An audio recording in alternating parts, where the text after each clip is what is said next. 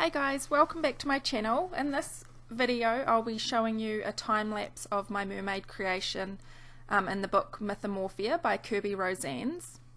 I'm using Prismacolor pencils and in total it took me about 5 to 6 hours to complete.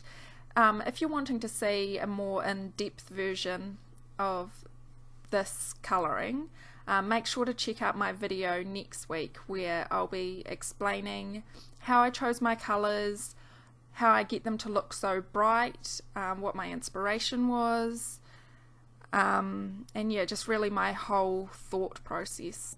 So if you're not watching this in the future, make sure to keep an eye out for that next week, otherwise it will be linked in the description box below, and also I'll list all the colours in next week's video that I used if you're wanting to follow along with this video.